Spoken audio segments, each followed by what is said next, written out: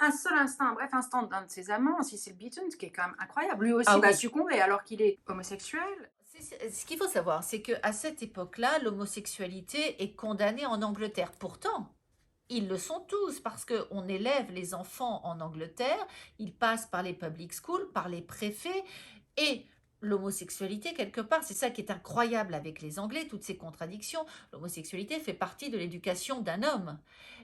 Et pourtant, c'est interdit. On les jette en prison, on les vilipende. Et donc, Cecil Beaton, à cette époque-là, essaye de se masculiniser.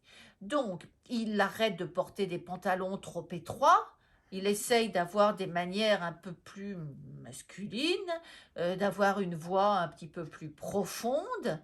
Et voilà qu'il croise le chemin de Doris, qui est une étaïre, qui a une réputation, qui est très amusante. Il retrouve Doris lors d'un week-end extraordinaire chez son ami Lord Berners, lui aussi homosexuel, qui vit avec Mad Boy. Mad Boy, lui, il aime tout. Tous les hommes, les femmes, tout. Et lors de ce week-end formidable, euh, Doris décide de sauter sur Beaton. Beaton était très beau. Il avait un visage hautain, c'est un peu un aigle. Il avait des manières redoutables. Mais bon, il est homosexuel. Alors elle décide de mettre dans la chambre des tas de tubéreuses, du jasmin. Vous savez, ces plantes un peu ensorcelantes qui vous font Enivrante. tourner la tête, absolument. Et donc, il succombe, elle lui saute dessus, il se laisse faire. Au début, il a un peu de mal. Elle lui dit, pense à ta sœur. Elle sait qu'il adore sa sœur. Pense à ta sœur, pense à Baba. Souviens-toi comme elle était belle le jour de son mariage. Et Cecil fait la chose. Il a une relation sexuelle avec Doris. Et cela va durer un certain temps. Et comme Doris est une fille bien, elle tombe folle amoureuse. Mais ça ne peut pas durer avec Cecil Beaton et il va la quitter de façon extrêmement perverse. Il va laisser traîner son journal et dans son journal, il aura écrit ah, ma Dorizine est magnifique, charmante, belle, tout ce que l'on veut, mais vraiment, je n'éprouve aucun plaisir sexuel avec elle. Pauvre Doris, la voilà une fois de plus abandonnée. Nous arrivons quand même à Winston Churchill. Donc, Oui, elle a été la maîtresse du fils de bien Churchill sûr, en 32, en oui, oui. 32, et puis elle va le rencontrer. Vous allez nous raconter de quelle façon et puis quelle va être leur relation après.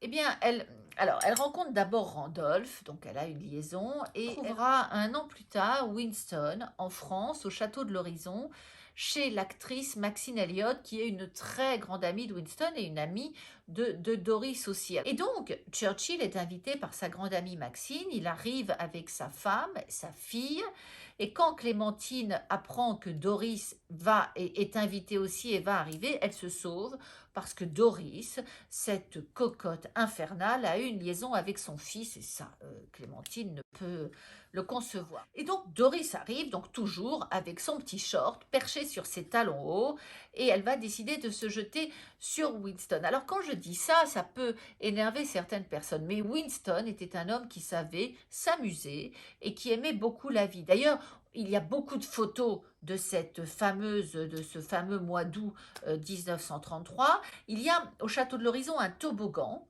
qui part du château et qui tombe dans la mer. Et il y a énormément de photos de Winston, il y a même des films.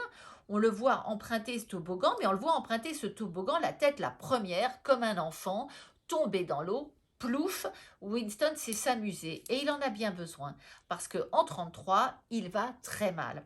Il a perdu son poste de chancelier de l'échiquier en 1929. Quand Ramsay MacDonald a fait son nouveau gouvernement en 1931, il n'a pas appelé Winston.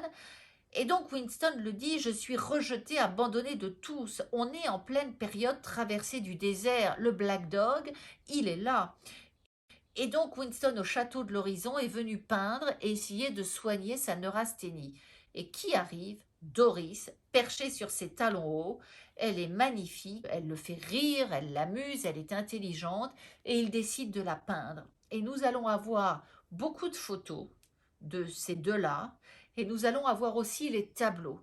Et ça, vos spectateurs, auditeurs pourront très bien s'en rendre compte s'ils vont consulter un très beau livre qui a été publié par Albin Michel qui s'appelle Churchill peint la Côte d'Azur.